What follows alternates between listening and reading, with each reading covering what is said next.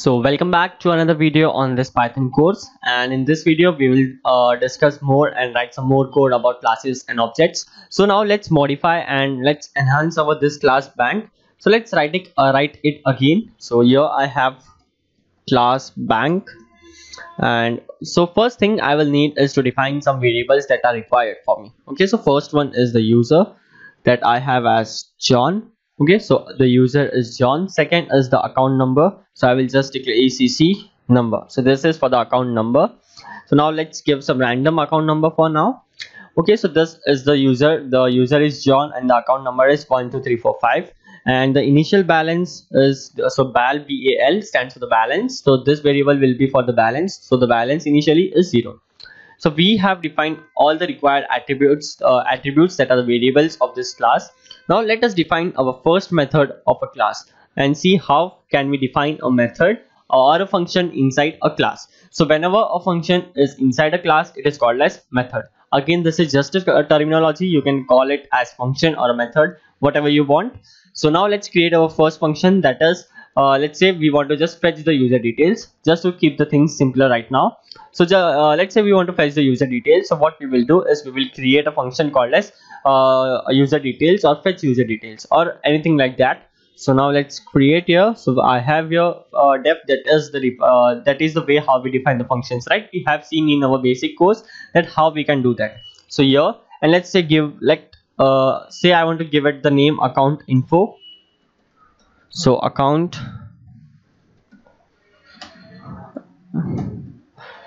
info, and as I write this, you can see that as I give the parentheses, you see that this self came out of nowhere and I didn't type it, right?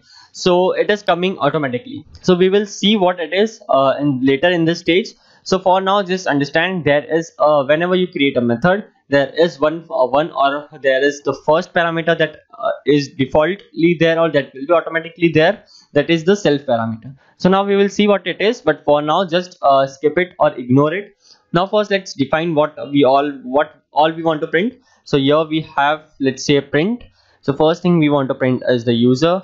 Second we want to print is, let's say, the account underscore number, and next thing we want to print is balance. Now you might be thinking that why we are getting this weird red underlines on this. That means there is some error, right? But we can see that print statement is right. The name of the variables that we have defined, we are writing that. Then what is the error? So let us take our cursor here, and it is saying unresolved reference account number. Similarly, unresolved reference user and balance. So what is this error? So first let's run it and then we will discuss that what is the error.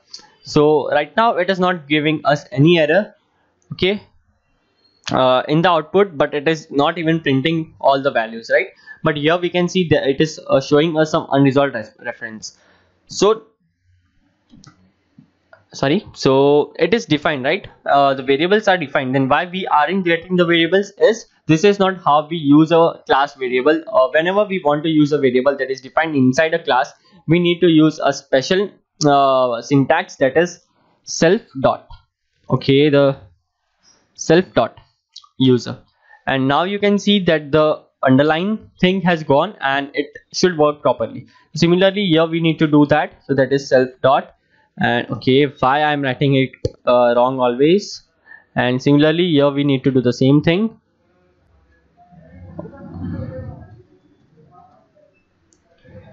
Okay, so this is how we access anything that is defined inside a class using the self keyword. So let's say we wanted to access the user variable username, account number and balance. So this is how we can do it using the self keyword. And now let's run it and we will see that it will print that this time. Okay, again it is not printing it anything. And okay, because it is not printing anything right now, because we know that to access anything we need to create an object. Okay, have we done it? No. So right now we can see that error was solved. Okay, so this is our class is absolutely ready. Our class has 3 variables and has a method, and there is no error in the method as of now. So we are ready with the class. Now let's say I want to access the variables and I want to access the methods. So how we can do that? By creating an object. We have seen it in the last video, right? So for every class we need to create an object to access its functionalities. So let's say, let me create an object. So just I'm giving a name obj1, and this is how we create an object, right? We have seen it. Now let's say I want to fetch the username. We have done that in the last video as well. So now we will see the two ways of doing that. So the first way that we saw was user.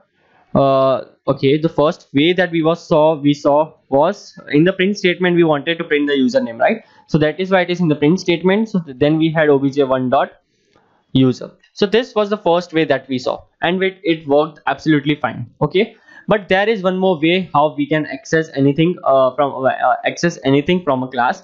How we will see that syntax as well. So first we will write the name of the class, that is bank, and as again we put dot, we can see there is all the thing that is defined in the class, that is the 3 variables and a method. So right now let's say I want to fetch just the user, and in this I need to pass self. Okay, okay, not self, but in this I need to pass the name of the object. And now if I run this, then it will print the required things. So now let's run it, and it is saying str object is not callable because we need to print it, I guess. So let's write this inside the print statement.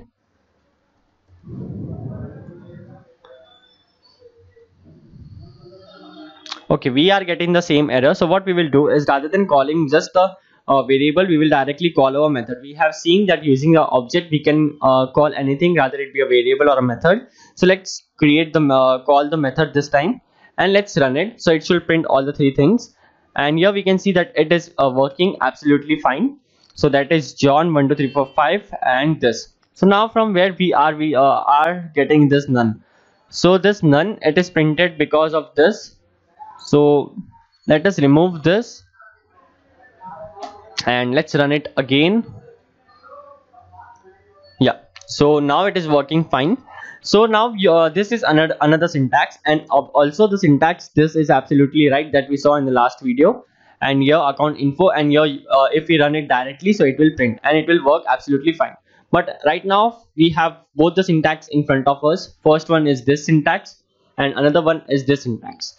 So now let us try to understand. What we have done in this syntax is using the current object, using the obj1, we have accessed something, and here what we have done is we have told our interpreter, or we have told the Python, then from the bank class I want the account info method, and for the object1.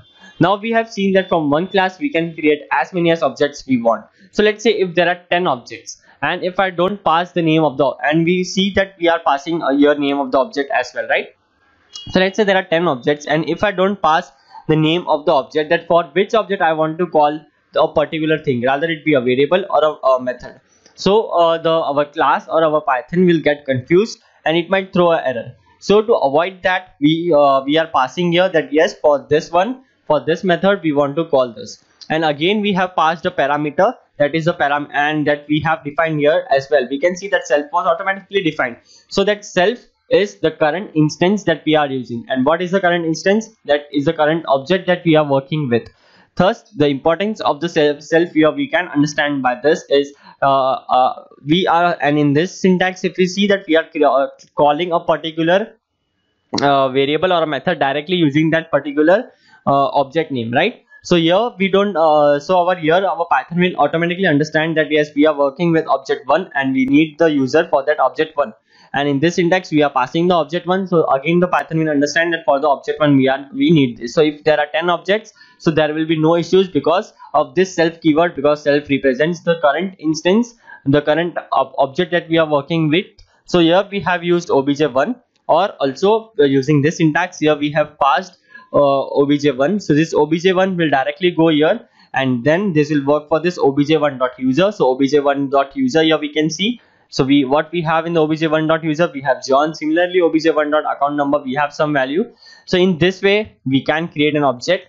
So let us use only one syntax for now. So let us first use obj1 dot, and let me access the username, and then let me call the whole method. So we will be using this syntax more, not the other syntax that we saw. So obj1 dot, and let's me call the method, that is account info, and let's just run this file.